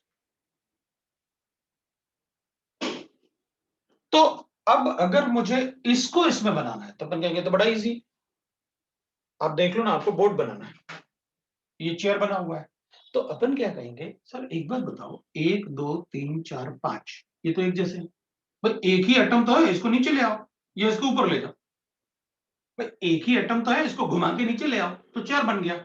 उस चेयर को आप इस एटम को पकड़ो और ऊपर ले जाओ तो बोर्ड बन गया। अब तुम देखना एक बात, अपन इस फोर्थ वाले कार्बन एटम को ऊपर लेके चलते हैं। अब उसमें बहुत सारे चेंजेस आएंगे। ये एक्सियल है, ये 3 और 5 के बॉन्ड है, और ये बाहर अपना इक्वेटोरियल है, ऐसे बाहर इक्वेटोरियल है ये वाला, ठीक है। जब अपन इस बॉन्ड को ऊपर लेके जाएंगे ना इनके पैरेलल, ये बॉन्ड को ऊपर लेके जाएंगे ना इनके पैरेलल, तो ये बॉन्ड ऐसे होगा, ऐसे घूमेगा ये। अरे ये तो बड़ा अजीब सा लग रहा है, देखना ये एक्सियल है, ये इक्वेटोरियल है, बॉन्ड ऊपर जाएंगे। जब ये बॉन्ड ऊपर जाएंगे तो ये ऐसे घूमेगा। तो अपन कहेंगे सर रुको रुको रुको रुको रुको रुको, ये वाला एक्सियल था ना, और ये इक्वेटोरियल था ब्लू वाला, तो आप जब ऐसे लेके जाओगे तो ये तो एक्सेल बन गया इक्वेटोरियल, और ये एक्सेल जो था वो इक्वेटोरियल बन गया, बाहर की तरफ आ गया। अच्छा ऐसे कैसे हो रहा, रुको रुको रुको रुको, अपन ऐसे करते हैं। अब देखना, जब आप इसको लेके जाओगे ना इधर, तो ऐसे थोड़ी होगा, बस ऐसे ले जाओ, देखो ऐसे होगा। ये 3 बॉन्ड्स हैं, जब आप इसको लेके जाओगे ना इसकी तरफ, तो ऐसे जाना पड़ेगा।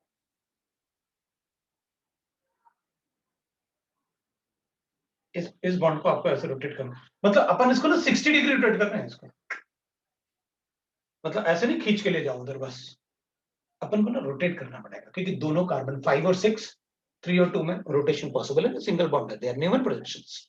तो अपन क्या करेंगे, इसको देखना कैसे रोटेट कर रहे हैं अपन को, ये दोनों लाइन पैरेलल बनानी है, that will B eclipse form है।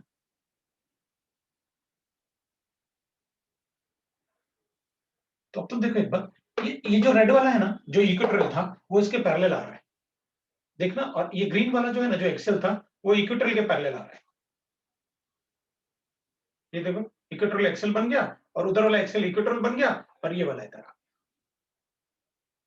अच्छा, तो इसका मतलब ये है कि पीछे वाले एटम पे तो कोई चेंज नहीं आया, पीछे वाले एटम पे तो कोई चेंज नहीं आया वाला, जो भी है वो सामने वाले पे चेंज आएगा। तो चलो पीछे वालों को तो वैसे ही बना देते हैं, पीछे वालों को तो वैसे ही बना देता हूं मैं, उनमें तो कोई चेंज नहीं आया। भाई पीछे वाला ये इक्वेटोरियल था, इधर था, ये ऐसे था, इधर एक ऐसे था, और इधर एक्सेल था, और इधर अपने पास ये एक्सेल है और ये इक्वेटोरियल है, और इधर वाला पार्ट पीछे वाला कार्बन एटम ना, इधर तो ये ऐसे ही है, इनमें तो कोई चेंज नहीं आया, है ना। तो अपन क्या करेंगे, ये इक्वेटोरियल है, ऐसे बन गया अपने पास, ये पीछे वाले। अब आगे वाले कार्बन एटम में जो चेंज आया वो देख लेते हैं। तो आगे वाला जो ये है ना, जब आप इसको इधर ले जाओगे तो ये इधर आएगा, ये इधर आएगा, मतलब ये कार्बन एटम 60 रोटेट कर रहे हो आप, तो इसका मतलब ये ऐसे।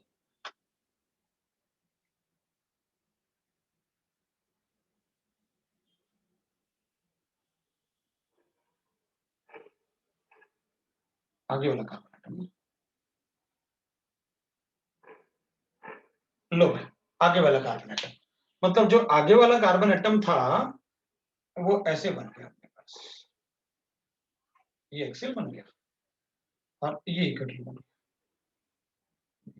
लो भाई,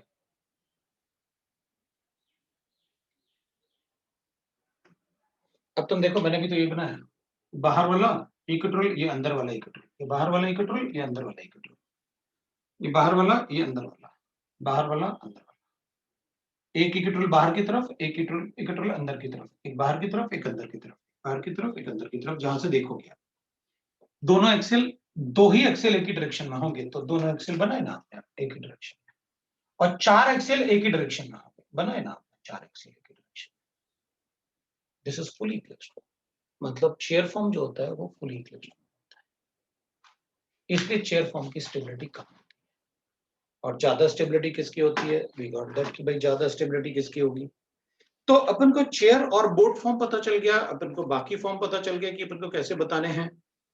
और अपन को अब क्वेश्चंस चाहिए कि सर अब आप क्वेश्चन बताओ। एक तो अपन से सिजोट्रांस पूछ लेंगे कि भाई सिजोट्रांस में ज्यादा स्टेबल कौन है। अब मुझे इसमें एक पार्ट लिखने दो तुमको, एक ना, इधर क्या होता है, जैसे ये तो बाहर की तरफ है इक्वेटोरियल, इक्वेटोरियल जो होते हैं वो बाहर की तरफ होते हैं, इसलिए अपन क्या करेंगे, मैक्सिमम प्रेफरेंस देंगे इक्वेटोरियल पोजीशंस को, क्योंकि वो बाहर की तरफ है ना पूरे स्ट्रक्चर से, ये ज्यादा स्टेबल है इससे, तो इसमें भी अपन क्या प्रेफरेंस देंगे, इनमें प्रेफरेंस देंगे।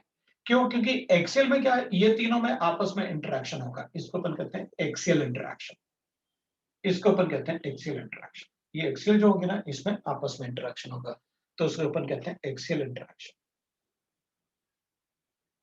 ये होता है axial interaction. One two one repulsion, तो ये हो जाएगा one two one repulsion.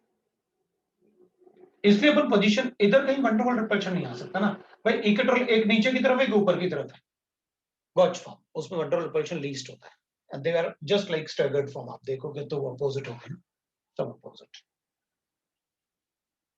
they are opposite like that। इसमें तो ऑब्वियसली बात है, टॉर्शनल स्ट्रेन भी ज्यादा, वंडरवॉल स्ट्रेन भी ज्यादा, और फुली इक्लिप्स फॉर्म तो सबसे कम स्टेबल। तो अपन क्या करेंगे, अपन कहेंगे मैक्सिमम टाइम अपन क्या करेंगे, इनको, इसको तो बनाएंगे भी नहीं, इसमें तो बहुत ज्यादा अनस्टेबिलिटी है, डाइपोल मोमेंट भी जीरो नहीं है। ये वाले जो बॉन्ड्स होते हैं ना, इनको अपन कहते हैं फ्लैगपोल बॉन्ड, इनको अपन फ्लैगपोल बॉन्ड होता है, और इवन इनमें भी काफी ज्यादा इंटरेक्शन होता है आपस में। फ्लैगपोल्स मतलब ये जो देखो ना, इनमें इंटरेक्शन बहुत ज्यादा होता है।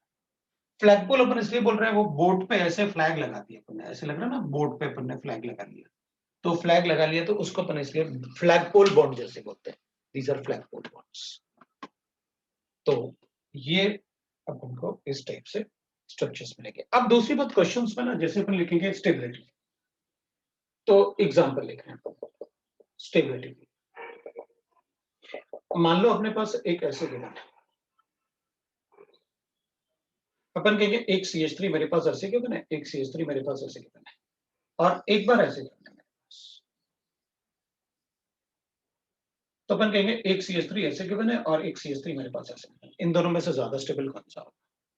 तो अपन कहेंगे देखो सर, आपने 1,4 बनाया है, एक CH3 इधर लिखा है, ये वाला, इसमें तो दोनों इक्वेटोरियल बनाया आपने, एक इधर बनाया है 1,4 पे, एक इक्वेटोरियल इधर बनाया, एक इधर बनाया, इसमें तो इन दोनों का तो कभी इंटरेक्शन हो ही नहीं सकता, एक पीछे की तरफ, एक बाहर की तरफ है।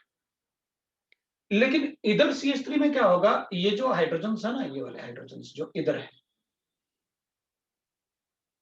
जो इधर हाइड्रोजन होंगे ना, इसमें अपने पास एक्सियल इंटरेक्शन होगा, क्योंकि अगर आप CH3 यहां लिखोगे तो इनके साथ एक्सियल इंटरेक्शन बनेगा, आपने बताया वहां एक्सियल इंटरेक्शन होता है, दिस इज एक्सियल इंटरेक्शन, और इंटरेक्शन होगा तो वन टू वन रिपल्शन होगा, that is one two one repulsion. अगर वन टू वन रिपल्शन होगा तो फिर इसकी स्टेबिलिटी ज्यादा, मैंने आपको पहले ही बताया था, अपन को इक्वेटोरियल पे ज्यादा। तो कभी कभी अपन से ऐसे डायरेक्टली पूछ लेंगे, भाई छोटा सा क्वेश्चन ऐसे बनाना है अपन को, लो भाई अब बताओ किसकी स्टेबिलिटी ज्यादा है, इसकी या फिर इसकी, ऐसे बता, तो अपन कहेंगे इसकी स्टेबिलिटी ज्यादा है, इसमें इक्वेटोरियल है, इसमें एक्सियल है, इसमें एक्सियल इंटरेक्शन होगा इधर वाले हाइड्रोजन, तो एक्सियल इंटरेक्शन। फिर अपन कहेंगे इसका मतलब ये हुआ कि हमें एक्सियल पे प्रेफरेंस सबसे कम देना है, हाँ मतलब वंडरवॉल रिपल्शन ही होता है, बिल्कुल एक्सेल का मतलब वंडरवॉल रिपल्शन। और अपन क्या करेंगे, अपन कहेंगे हाँ ऐसा नहीं है कि एक्सेल ही हमेशा कम स्टेबल बताएंगे, अपन ने ऐसा नहीं कहा कि स्टेगर्ड ही हमेशा ज्यादा स्टेबल होता है, अगर अपन कहेंगे ऐसा हुआ था तो फिर बताओ कौन ज्यादा स्टेबल, अब बताओ कौन ज्यादा स्टेबल अपन कहेंगे, तो अपन कहेंगे भाई अब तो हाइड्रोजन बॉन्डिंग बन रहा है ना, इसमें तो हाइड्रोजन बॉन्डिंग पॉसिबल है, इसमें तो एच बॉन्डिंग पॉसिबल नहीं है, तो एच बॉन्डिंग होगा तो फिर ये ज्यादा स्टेबल होगा। भाई आपने 1,3 लिखा है तो 1 पे ऊपर है और 3 पे भी ऊपर होगा, इन दोनों में अगर OH है 1,3 पे तो मैं हाइड्रोजन बॉन्डिंग बताऊंगा, then this will be more stable due to hydrogen bonding। इसमें वन टू वन रिपल्शन कम है इसके कंपैरिजन में, लेकिन इसमें क्योंकि इसमें इक्वेटोरियल पे आ गया ना एक, तो वन टू वन रिपल्शन तो कम है, लेकिन इसमें हाइड्रोजन बॉन्डिंग आ गया तो इसकी स्टेबिलिटी ज्यादा हो जाएगी। तो साइक्लोहेक्सेन में इस टाइप से अपन को स्टेबिलिटी बताना होता है, वैसे अपन रिपीट करेंगे साइक्लोहेक्सेन में स्टेबिलिटी ऑर्डर, राइट। ठीक है, अब अपन अगर चेक करेंगे, जैसे अपन ने साइक्लोहेक्सेन्स बनाए हैं, तो मैं एक बार अब यही पार्ट अपन से पूछेंगे, इसी टाइप से बना के पूछेंगे, जैसे मैंने आपको बताया उसी टाइप से अपन को क्वेश्चन भी पूछेंगे, जैसे मैंने आपको बताया। उसके अलावा कोई क्वेश्चन अपन से नहीं। तो आप बस उसी टाइप से क्वेश्चन को सॉल्व कर देना जैसे मैंने आपको बताया है। और अब डिफरेंट स्ट्रक्चर्स भी होते हैं जिसमें अपन को स्टेबिलिटी ऑर्डर बनाना होता है, जैसे मैंने आपको कहा था boat form, half boat form, chair form, like that ना, तो स्ट्रक्चर्स भी होते हैं। तो मैं एक बार स्टेबिलिटी ऑफ डिफरेंट स्ट्रक्चर्स लिख लेता हूं, stability of different structures, structure of cyclohexane, structure of cyclohexane, ये अपन बना लेंगे साइक्लोहेक्सेन। तो सबसे ज्यादा स्टेबल जैसे अपन बताएंगे तो चेयर फॉर्म होता है सबसे ज्यादा स्टेबिलिटी, सबसे ज्यादा स्टेबल जो होता है वो चेयर फॉर्म होता है, ये अपन लिखते हैं। उसके बाद होता है that is twisted boat form, boat form, और ट्विस्टेड बोट फॉर्म ज्यादा स्टेबल होता है, देन दैट इज अपन लिखेंगे दैट इज बोट फॉर्म। और बोट फॉर्म ज्यादा स्टेबल होता है half chair form. Half chair क्या मतलब अपन कहेंगे बोट फॉर्म हाफ चेयर लिख लेते हैं, ठीक है। अब चेयर फॉर्म तो अपन को पता है, मैं एक बार लिख देता हूं, मतलब थोड़ा स्ट्रक्चर भी रहेगा पता तो अपन लिख सकते हैं। बोट फॉर्म भी आपको पता है, बोट फॉर्म कैसे होता है, हाफ चेयर भी आपको पता है, थोड़ा मैंने शुरू में बताया था, दैट इज हाफ चेयर, है ना, हाफ चेयर फॉर्म इज। तो ये ट्विस्टेड बोट फॉर्म क्या होता है, ट्विस्टेड बोट फॉर्म में क्या होता है, जैसे ये है ना बोट फॉर्म, इसको अपन थोड़ा ऐसे कर देंगे, ये जो बॉन्ड है ना ये दोनों, मैं एक बार ऐसे कर लेता हूँ, दोनों बॉन्ड ऐसे ले लेता हूँ। जैसे अपन को पता है ये चार एटम ऐसे होते हैं, ठीक है ना, ये चार एटम ऐसे होंगे और ऊपर अपन दोनों एटम्स को रखेंगे तो बोट फॉर्म, बोट बनेगा दोनों का। आपने ट्विस्टेड बोट के लिए क्या करो, इन चारों को ऐसे कर दो, थोड़ा क्रॉस मिलेगा तो वो ट्विस्टेड बोट फॉर्म होता है, उससे स्टेबिलिटी बढ़ता है। तो इसका मतलब है आप ऐसे बता रहे हो मुझे, मतलब आपने ये बॉन्ड जो है, ये वाले चार एटम जो है वो ट्विस्ट कर दिए थोड़े से, तो वो ट्विस्टेड बोट फॉर्म होता है, उससे इसकी स्टेबिलिटी बढ़ेगी। तो ये स्टेबिलिटी ऑर्डर होता है। और जनरली अपन को मतलब कभी कोई न्यूमेरिकल वैल्यू भी पूछ लेते हैं कि इन दोनों में मैक्सिमम स्टेबिलिटी बताओ किसकी ज्यादा होगी, तो अपन बता देंगे हाफ चेयर, और इसमें जो स्टेबिलिटी होती है इन दोनों में डिफरेंस वो 45 किलो जूल्स के आसपास पर वोल्ट। और अगर अपन चेयर और बोट फॉर्म की बात करेंगे, क्योंकि चेयर और हाफ चेयर बोट है, ये क्या है,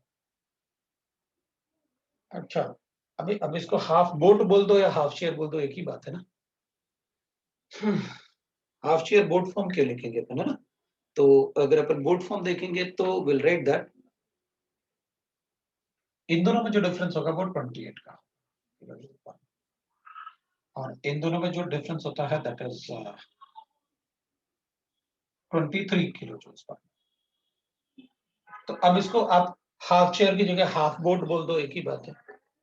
तो वो हाफ चेयर बोला तो अपन उसी को लिखेंगे हाफ चेयर। ये आपके स्ट्रक्चर्स थे साइक्लोहेक्सेन के, हाइड्रोजन बॉन्डिंग के, interactional interactions, stability order, everything I have told you about the cyclohexane. This is about the cyclohexane and your stereochemistry. आपका stereochemistry खत्म हो गया. So I will give you the homework. Homework of stereochemistry. बहुत सारा homework अपन पहले भी कर चुके हैं. Exercise 1 complete. And exercise 2 part 1.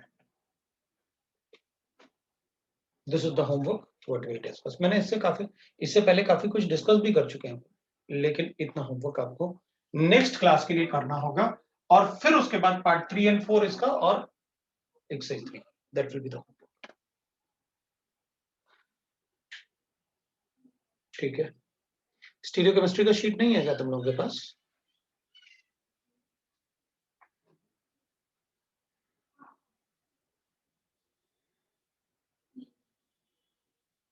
है? अच्छा, ठीक है, मैं भेजता हूँ। अगर किसी का गुम गया तो मैं भेज दूँगा उसको। ठीक है, तुम बोल देना मुझे, तो अगले क्लास में अपन डिस्कस करेंगे। एक और बात है, एक और बात। वो डिस्कशन के लिए अपन सेपरेट क्लास नहीं रखेंगे, अपन थोड़ा बड़ा क्लास और ज़्यादा क्लास रखेंगे, है ना? नॉर्मल क्लास में पढ़ेंगे भी और डिस्कशन भी, और नॉर्मल क्लास में चलने दो, क्योंकि फिर डिस्कशन वाले क्लास में बच्चे नहीं आते हैं। उनको लगता है डिस्कशन है, हमने होमवर्क किया नहीं जाना है हमें। नेक्स्ट वीक विल हैव मतलब मोर क्लासेस नेक्स्ट वीक से, और मोस्टली अपना 3 आवर्स का क्लास होगा फ्रॉम द नेक्स्ट वीक, है ना? क्योंकि सिलेबस में अपन पीछे चल रहे हैं, अपन को फिर सिलेबस थोड़ा ज्यादा करना पड़ेगा। ठीक है, चलो, दैट इज अ होमवर्क, और होमवर्क के बाद अपन पढ़ भी लेंगे। ठीक है, जान निकल जाएगी तभी तो मजा आएगा। ठीक है, चलो बाय।